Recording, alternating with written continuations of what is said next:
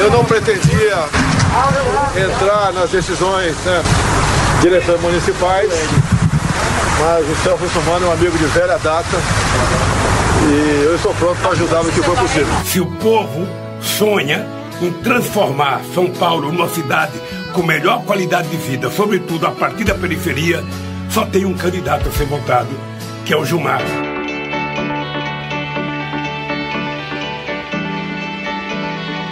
Tempos atrás, discutíamos neste mesmo podcast qual seria a força dos padrinhos políticos nas eleições de novembro. Não só dos governadores em pleno mandato, como também de dois pesos pesados da política brasileira: Bolsonaro e Lula. Há pouco mais de 2 semanas da realização do primeiro turno, há poucas evidências de que esses cabos eleitorais de luxo serão realmente influentes na transferência de voto. No meu último encontro com o presidente Bolsonaro, no hospital, ele pegou no meu braço e disse: Celso, cuide de São Paulo.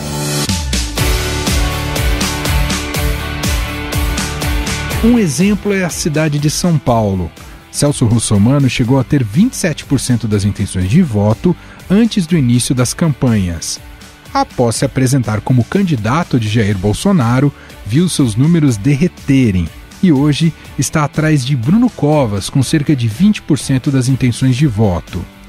Mesmo negando em suas redes sociais um afastamento de Bolsonaro para tentar recuperar esses eleitores, Russomano já tem dado declarações que vão contra a doutrina e retórica do seu padrinho político, como esse exemplo aqui que a gente captou na Rádio Eldorado. Eu não sou contra a vacina.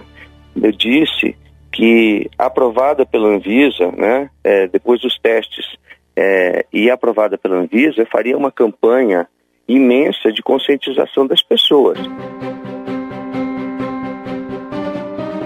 O atual prefeito do Rio de Janeiro, Marcelo Crivella, e que também se coloca como candidato de Jair Bolsonaro, vê suas chances de chegar ao segundo turno diminuírem a cada pesquisa. Hoje o candidato do Republicanos está 15 pontos atrás de Eduardo Paes e empatado com Marta Rocha do PDT com 13% das intenções de voto. O que nos move é o que moveu o presidente quando acordou naquela UTI esfaqueado. Haja o que houver, verás que um filho teu não foge à luta.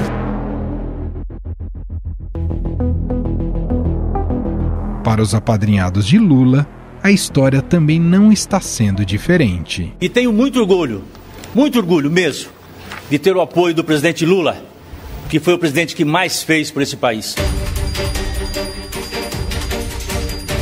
Em São Paulo, Gilmar Tato amarga a 6ª colocação nas pesquisas, com apenas 4% das intenções de voto. A preferência da esquerda, até agora, tem sido por Guilherme Boulos do PSOL, que não leva o apoio declarado do líder petista. Lula, estamos contigo, querido. Nossa estrela. Nosso amor é muito grande por você. Pode ter certeza disso. No Rio, Benedita da Silva até tem chances de chegar no segundo turno, mas hoje está na 4ª colocação das pesquisas com 10% das intenções de voto. No Nordeste, a força de Lula também está sendo colocada à prova. Sua candidata em Recife, Marília Reis, amarga a 3ª colocação nas pesquisas com 14% das intenções de voto, bem atrás de João Campos, que tem 33%, e de Mendonça Filho, com 18%. Estou certo que Recife vai ter a primeira mulher prefeita de sua história. E o nome dela é Marília Reis.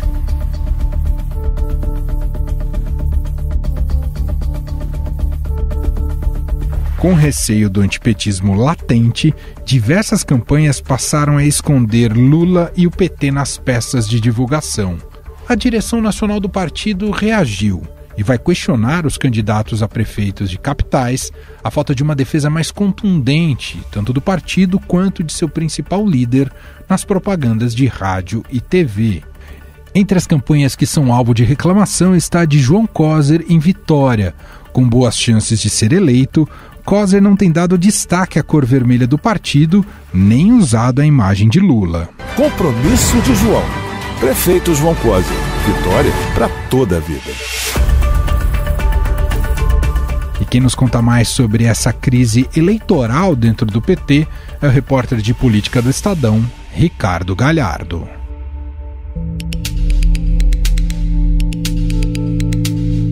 Tudo bem, Galhardo? Como vai? Tudo bem, Manuel. Você? Tudo bom.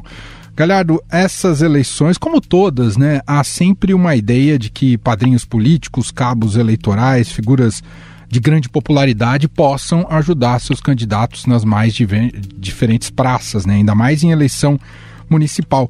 Com esse presidente Lula, algo similar vem ocorrendo, especialmente na cidade de São Paulo com o Gilmar Tato. O que está acontecendo, hein, Galhardo? O que está acontecendo é assim, primeiro que o Lula está muito desgastado, né? Ele foi preso, né? O Lula passou 1 ano e meio na cadeia, né? É uma coisa que a gente não pode se esquecer. Tem 2 condenações. Semana passada virou réu em mais uma ação da Lava Jato, né?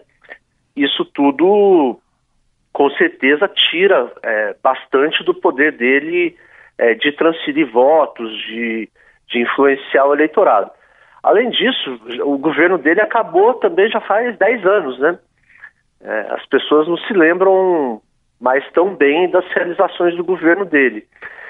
Mas no caso do PT, tem uma peculiaridade, uma diferença, que é a seguinte: foi o próprio Lula quem incentivou o partido a lançar candidatos no maior número possível de grandes cidades, cidades com segundo turno, cidades que tenham horário eleitoral no rádio e na TV.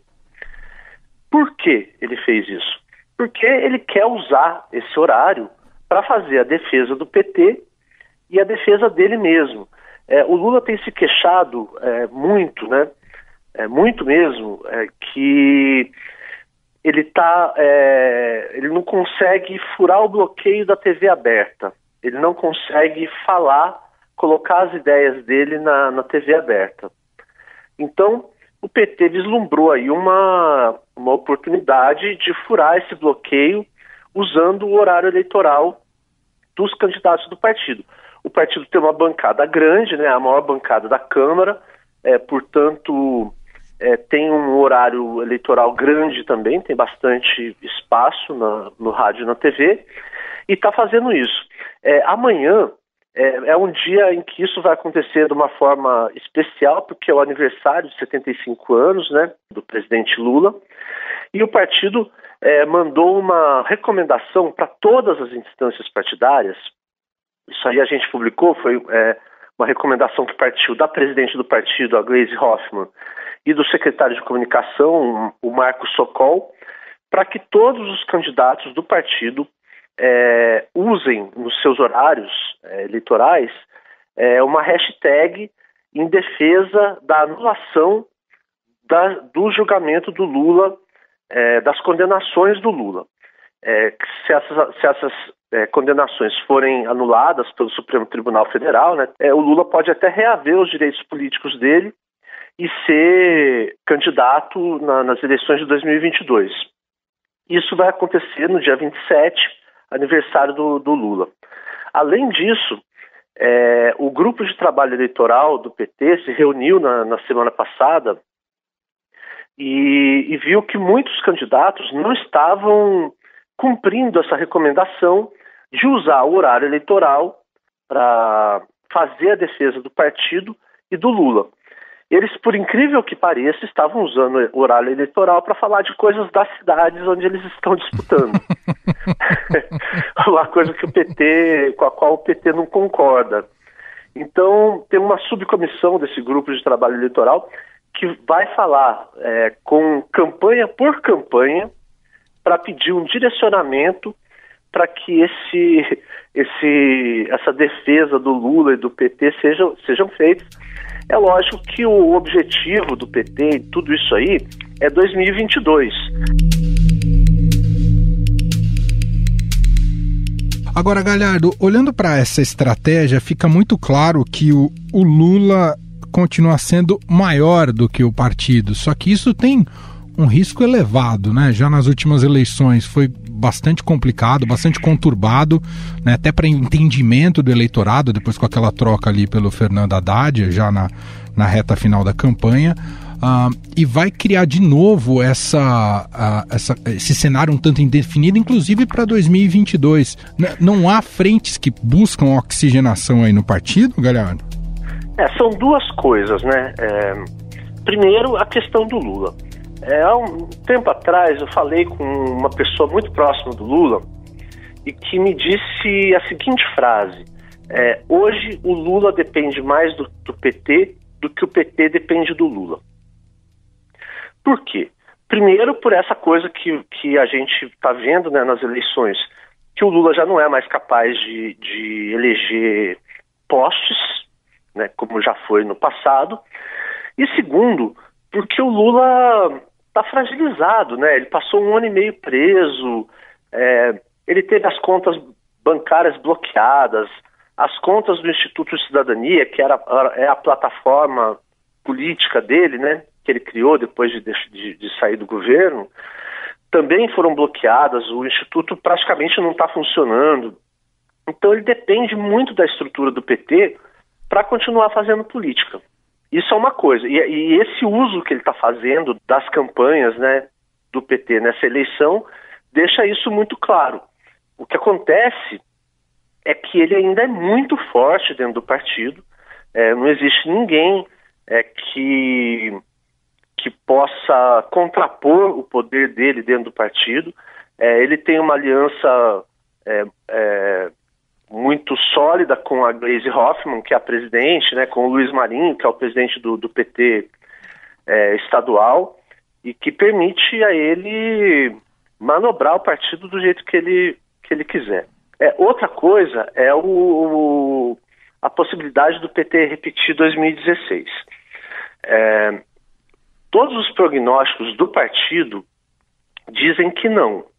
Por exemplo, em São Paulo, o PT elegeu 7 prefeitos só em 2016, e esse ano eu falei com o Luiz Marinho na sexta-feira, e ele me disse que a expectativa é de que sejam até 30 cidades, entre 30 e 35 cidades. Já é um aumento. Em 2016, o PT não elegeu nenhuma capital, né? Esse ano tem grandes chances de eleger em Vitória, em Fortaleza, né? Nessas 2 cidades o PT está liderando as pesquisas, e em outras cidades está bem colocado também, tem chance de crescer. E o discurso, né, que o PT já está preparando, né, que a direção do PT já está preparando, mesmo que não ganhe nenhuma capital, é o seguinte: não ganhamos nenhuma capital, 2016 também não, mas aumentou o nosso número de prefeitos e de vereadores, que é uma coisa que deve acontecer. Mas tudo isso é a ver, né? Galhardo, por enquanto, muito obrigado. A gente vai te acionando, viu, Galhardo? Obrigado, Manuel.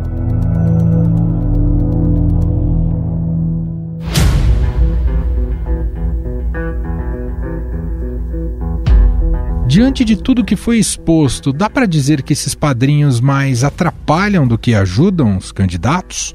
Porque eles perderam força na campanha? Eu discuto o assunto a partir de agora com o cientista político e pesquisador do Laboratório de Política e Governo da Unesp de Araraquara, Bruno Silva.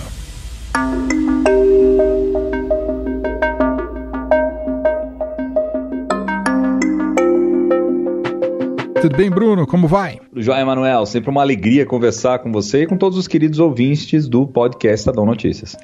Bruno, todas as eleições, eu ia falar todas as eleições municipais, mas de uma maneira geral a figura, né, do padrinho político, do cabo eleitoral de luxo, sempre acaba tendo um papel importante, exercendo uma influência no voto, na transferência de voto, né? Nessa eleição de 2020, o que temos acompanhado até agora nas campanhas e nas pesquisas é que esses dois peso pesados, vamos dizer assim, um ex-presidente, né, o Lula, e o atual presidente Jair Bolsonaro, não têm sido muito eficientes na transferência de votos daqueles que eles estão apoiando diretamente. O que está acontecendo? Qual que a avaliação você faz para que tanto Bolsonaro quanto Lula não estejam, nesse momento, não são muito bem sucedidos nessa função, hein, Bruno? Olha, Manuel, eu acho que é um fator conjuntural aí muito importante que a gente tem que levar em consideração, sim. A pandemia do coronavírus acabou fazendo com que as imagens, de maneira geral, seja dos governadores, que são cabos eleitorais muito importantes dentro dos tabuleiros, né, do xadrez político nos estados, eles acabassem se desgastando em função justamente de estarem aí numa visibilidade muito grande, alguns com o reconhecimento da população a respeito das medidas que vieram tomando, sendo avaliados como acertadas, né, portanto corretas essas medidas, o que lhes conferiu em alguma medida uma certa popularidade durante o transcorrer da pandemia, mas agora passado esse período e nesse momento eleitoral em específico, eles também estão justamente trazendo à tona, né, ou aparecendo, digamos assim, no imaginário do eleitorado de maneira geral, como aqueles que acertaram ou como aqueles que erraram, né? E aí isso, inevitavelmente, tende a afetar diretamente aqueles que são os candidatos a prefeito que tentam colar, seja nos governadores de estado, ou seja, como você muito bem colocou na própria pergunta, daquele que é o atual presidente, né, o Bolsonaro, que disse sistematicamente que não apoiaria, que não se interessa tanto assim pelas eleições em si, porque não teria apego ao poder, mas que informalmente, né, apoia vários, já também formalmente em alguns casos tem declarado simpatia, né, tem feito falas direcionadas, o que na prática acaba dando na mesma, no final das contas, né? E mesmo no caso do ex-presidente Lula, como você muito bem salientou. Então, eu acho que de maneira geral, esse período que nós estamos agora, Emanuel, é um período que tem colaborado e muito para aparecer desgastadamente essas imagens dessas figuras, o que acaba não se revertendo em algo positivo do ponto de vista do capital político, né, de como isso pode ser revertido para esses candidatos a prefeito. Por quê? Porque você tem uma conjuntura nacional que afetou tanto o nível nacional quanto os estados de um desgaste grande devido à exposição sistemática dessas figuras que estão à frente do estado ou dessas que estão à frente do nível federal.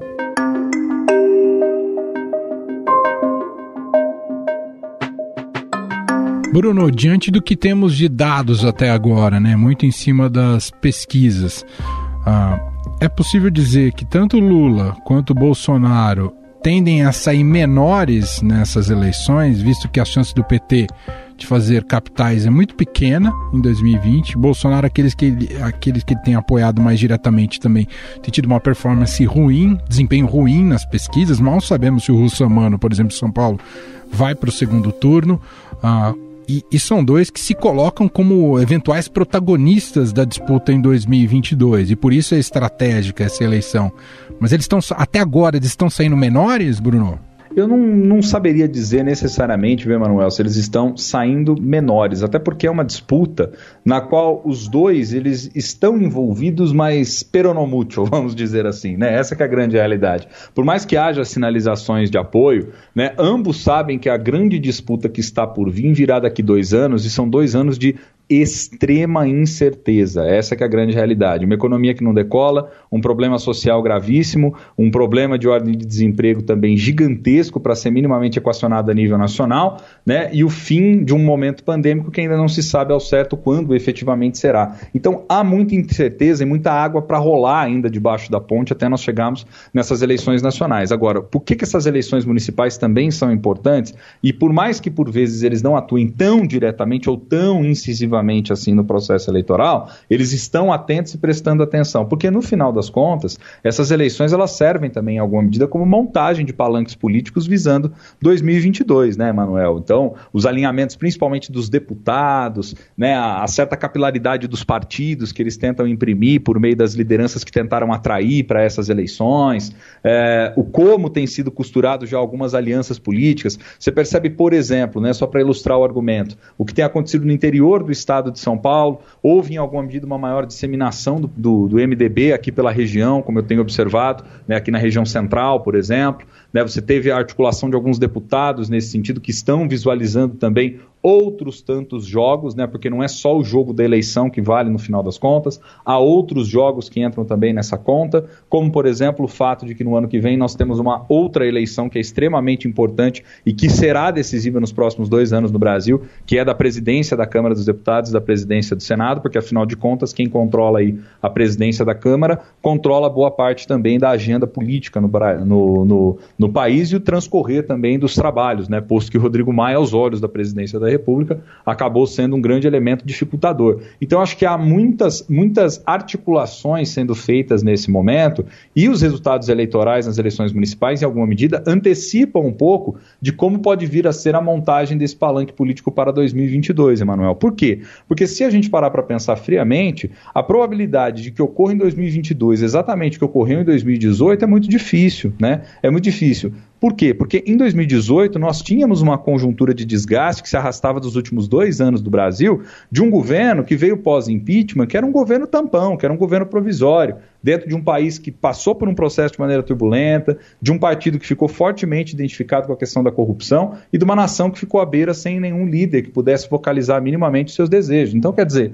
houve ali uma confluência de fatores também que em 2018 acabaram explicando a explosão do processo eleitoral como nós acompanhamos, com o surgimento da figura de Bolsonaro, de governadores que até então não tinham menores chances eleitorais, que acabaram ganhando, com uma renovação muito forte do Senado, com mais de 50% de renovação na Câmara dos Deputados. Então, o que acaba acontecendo? Né? Há muitos analistas, inclusive, que até apostam que nessas eleições municipais, por exemplo, a probabilidade de mudança ou dessa continuidade, digamos assim, de transformação política via voto, como verificar em 2018, talvez nem seja verificada na prática nas eleições municipais, né? Por quê? Porque nós temos aí eleições que estão acontecendo de maneira atípica, né? Eleições que são eleições curtas, com a atenção das pessoas muito desviada do processo eleitoral em si, e eleições que, querendo ou não, favorecem aqueles que já estão à frente dos cargos representativos, seja o executivo, seja no legislativo, dentro de um contexto pandêmico como esse que nós estamos vivendo, devido à visibilidade que já possuem, à articulação que já possuem, à divulgação das coisas do seu mandato que podem fazer. Então, quer dizer,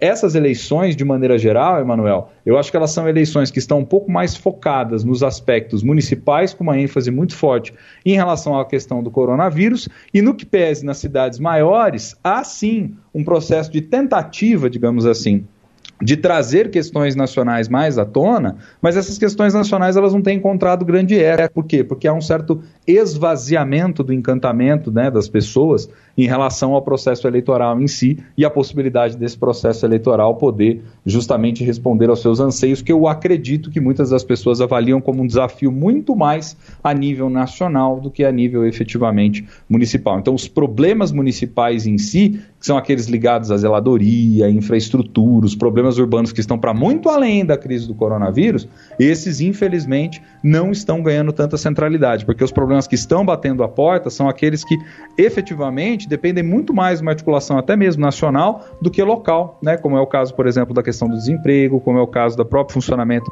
do Sistema Único de Saúde e como é o caso dos próximos anos do ponto de vista do desenvolvimento econômico, Emanuel. Muito bom, nós ouvimos Bruno Silva, cientista político, pesquisador do Laboratório de Política e Governo da Unesp Araraquara, mais uma vez aqui com a gente. Obrigado, viu, Bruno?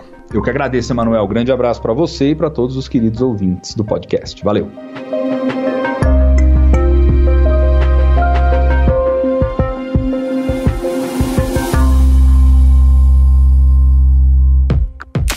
Estadão Notícias.